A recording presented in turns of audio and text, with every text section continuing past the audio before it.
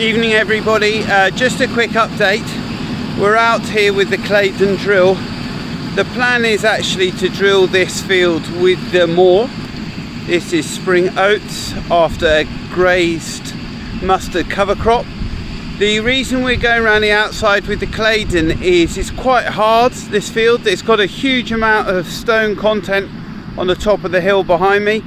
And so we came out here with a Clayton to see if we could just get a bit more penetration rather than the disc coulters riding out the ground.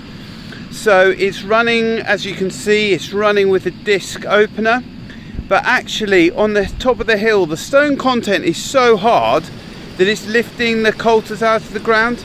So what we're going to do is we're going to swap over to the legs, and then we're going to, as the leg opener, and then we're going to finish drilling this field, the rest of this field, with the legs.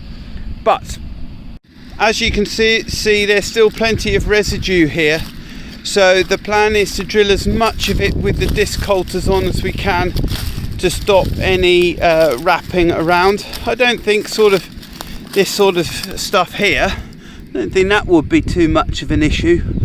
But if we go back to the headland over here, this is classic wrappy sort of stuff that I think a leg would struggle with. So it's a bit of a mix and match. I'll try and get as much footage to explain how things are progressing. Alright, more later. So this is the result on the top of the land. Plenty of stones, but the seed coverage is pretty good. We have a dig around here, bit shallow here, looking for a seed. Hopefully you're not.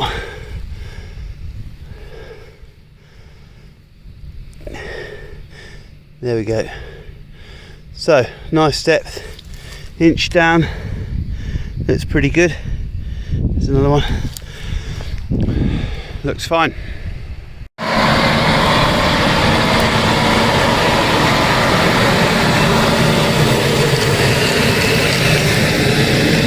So we're trying something a little bit different this year. We are cladening around the outside, around the headlands of the field, and then when we're filling them in on the other side with the moor. So as you can see here, we've already cladened around the outside, and the moor is working its way through the land work. The reason for this is we are concerned that some of the headlands are getting compacted, and the work rate from the Clayton is just not good enough. So this is the end result. See the edge of the headland there, headland line. So this is Clayton drilled. If we go down,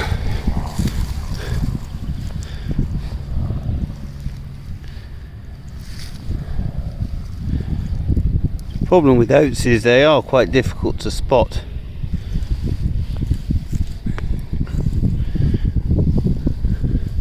So we're drilling at 120 kilos a hectare, and here is the moor drilling the middle of the field.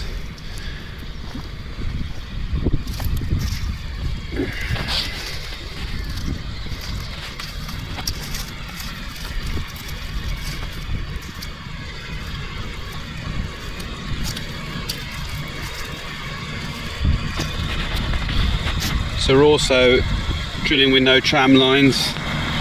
Just find that in the spring with no preems you want as many plants as possible.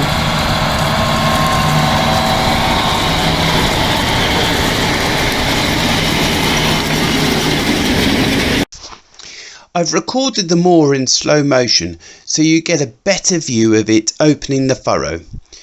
From the side you can see the angle of the coulter disc throwing soil out of the channel and the press wheel consolidating the seed channel. This slow motion helps to explain why we struggled with the Horsch avatar last spring, where the sticky nature of our soil meant it stuck to the opening disc and filled the gap between the opening disc and the scraper depth wheel. This created blockages. The view from above also gives a better impression of just what an angle the opening discs run at, with seed being blown down the side of the disc. It is also interesting to note just how much soil movement there is. Even the soil between neighbouring discs is moved, a real challenge to the principle that disc coulter drills move less soil than tine coulters.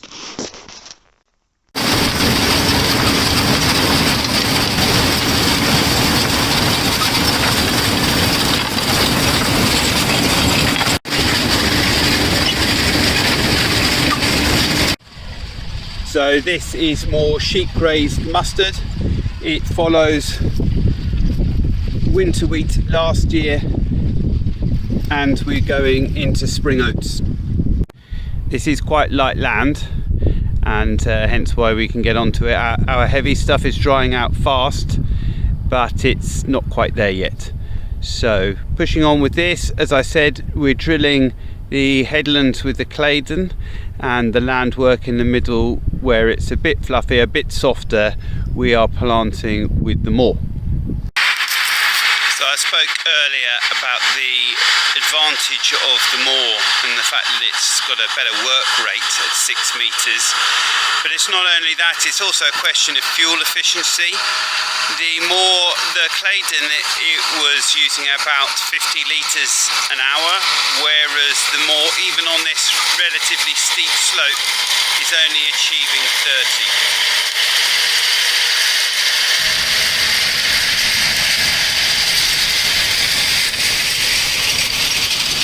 Bit of dust, which is a good sign, things are drying out, but we'll need to follow closely with the rolls to try and conserve moisture on this chalky land. The final reason for going with the moor is the fact that you've got less ground disturbance. That's always something that regenerative farmers are looking for, but it's worth saying that it does still look like a lot of ground movement, but really with the moor you are just cutting a slot, putting the seed in and pressing it back in again, so it is less disturbance. The other big advantage is that the row spacing is narrower, so that you get less weed competition, but we're not too worried about weeds within spring oats. They're a very competitive crop, which is one of the reasons we've chosen it. So we will get to follow it through to harvest, something a bit different.